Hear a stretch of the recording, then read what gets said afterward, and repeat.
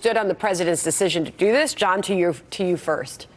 Well, I think there's a lot of information we don't have, right? We're obviously hearing more public statements today, but I think we really just need to find out what we are able to find out, any declassified information about what actually went on. And I think there's going to be a lot of information we won't know. So I think, our hope is that we can believe the administration, that this was something that was indeed necessary. But at the same time, it is up to Congress to, act as a check on the president, live up to the War Powers Act that was passed in the 70s, and make sure that they uphold and maintain their congressional authority to be the ones to declare war if it ever comes to that. That's more than some of your Democratic colleagues would say, because some were judging it before they had even seen the intelligence behind the decision. Matt, to you. Yeah, so I could be quicker. I hope he rests in pieces. I stand with the 600 dead Americans at his bloody hands, and I think the world is a safer place, just like the National Security Advisor said, without Baghdadi and without Soleimani. We've essentially been at war with Iran since the Carter years. We've never recognized this terrorist regime, and every step that the president can take, short of putting ground troops on the ground in Iran to keep us safer, I will applaud loudly. And that concern was shared by Stephanie Grisham when she joined us just a short time ago from the White House. She also said this on the president's decision to take out Soleimani.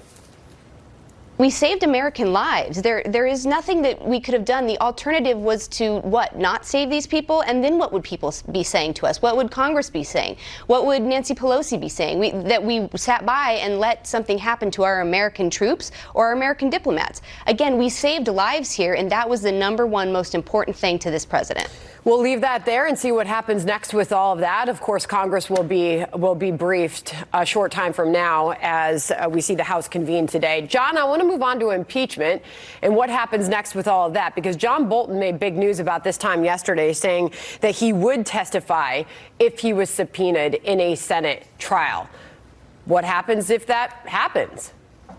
Well, I don't think it will happen because Mitch McConnell has already told us, unfortunately, that he's too afraid to examine any evidence or call any witnesses. So, unfortunately, I don't think this is going to change his position, McConnell's position, that is, at all. I do think it's incumbent now on the House Democrats to issue subpoenas to have Bolton testify in the House, and let's see what he says.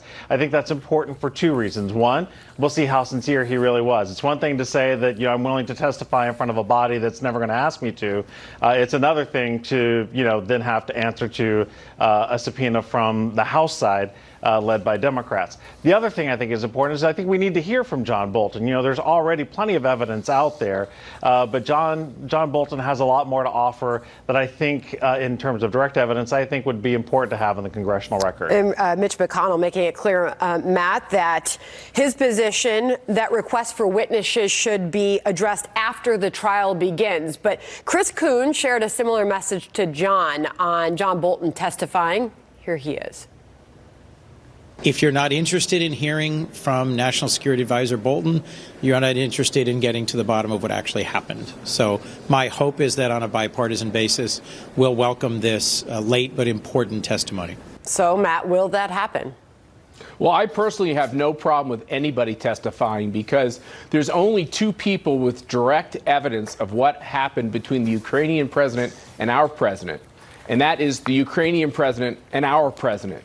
Everybody else, including those who listened in, got a glimpse. And so for those folks who listened in to the president's conversation with the president of Ukraine, we have the transcript. So every American and everybody who can read across the globe can see exactly what transpired. We also had a lot of other witnesses testify who actually didn't witness anything. Having more people, witnesses along those lines, does not shed any more light onto this. Now, this being said, I am fine with a big, full trial in the Senate about what's happened with Ukraine and America over the course of many years, including the tail end of the Obama administration. Let's talk about how we leveraged and had quid pro quos over our foreign policy in order to force the Ukrainian government to do things like fire a prosecutor. If there's nothing to that charge, let's get to the bottom of it. But I think the racket that Hunter Biden and Joe Biden put us all through should be highlighted, and the Democrats, their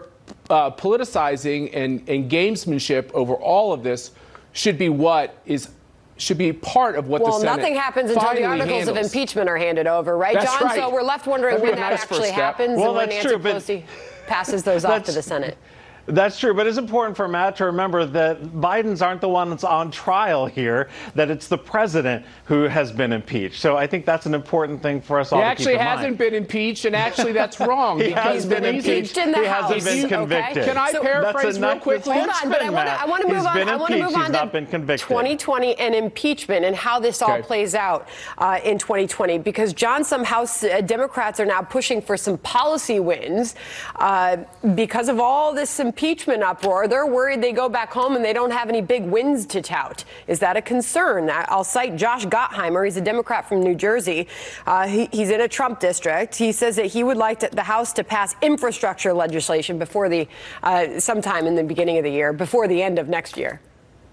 Yeah, I mean, they need to look out for the issues that are important in their home districts. And I think every elected official should be looking for accomplishments that they can talk about at home. After all, that's what we elected them to do. Fortunately, we have been able to get some things done. There was a bill that was introduced by House Democrats to cut down on these robocalls that we all get every single day, multiple times a day on our cell phones. That was one of the few bills that Mitch McConnell allowed the Senate to actually vote on and pass, and the president signed it into law a couple of days ago. So we have been able to get things done. I think it's unfortunate that McConnell is sitting on so many bills that the House has passed, unwilling to even have debates about them, because we should be delivering for the American people. All right, Matt, let Matt have a chance to respond. Go ahead.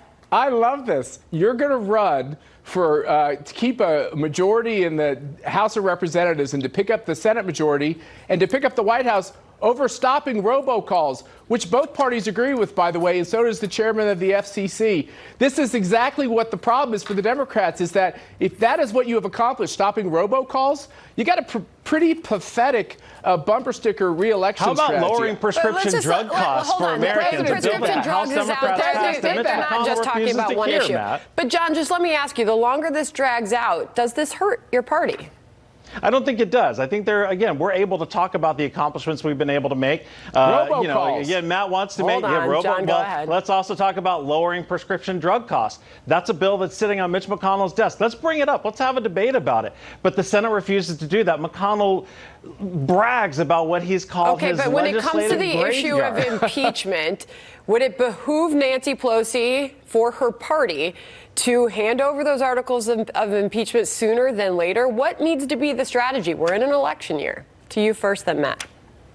Okay, well, we're waiting to hear from McConnell about whether he's willing to actually have a fair trial and hear from witnesses. I know it's so painful, isn't it, Matt? I want a fair trial. Listen to evidence and testimony and all those things that you typically have in a trial. I know that bothers you because you don't want to hear, because we know what the facts actually are. One at a time, Matt, to you now. Let me go through both these questions. First of all, prescription drug prices have come down under President Trump and Secretary Azar, while the Democrats just play politics. Number two, I would love a big trial in the Senate, because I think the story of Ukraine is the story of this shakedown system that the Biden set up so Hunter Biden could get personally rich. And I have no trouble with anybody testifying, because we have the transcript. Everybody who can read can see it. There is no there. It looks like politics. And in November, the pain to the Democrats is going to be extreme. Interesting. Let me just put the quote up here from Josh Gottheimer, since I cited him earlier.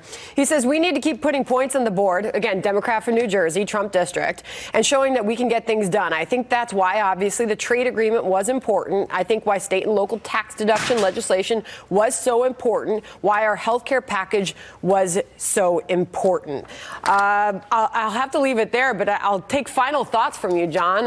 And do you share in these concerns?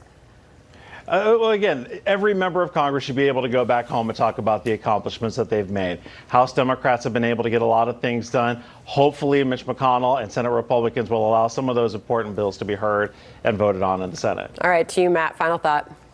Well, I think we can do better than stopping robocalls. And the reason why we have a dysfunctional Congress is because Nancy Pelosi and the House Democrats are simply focused on destroying President Trump's ability to be reelected. And I think what they ought to do is focus on those issues that got them the House majority. But they're not going to listen to me. They're going to stay on impeachment. I think we're going to have impeachment throughout the year. And actually, I think for the president, it's going to accrue to his political benefit.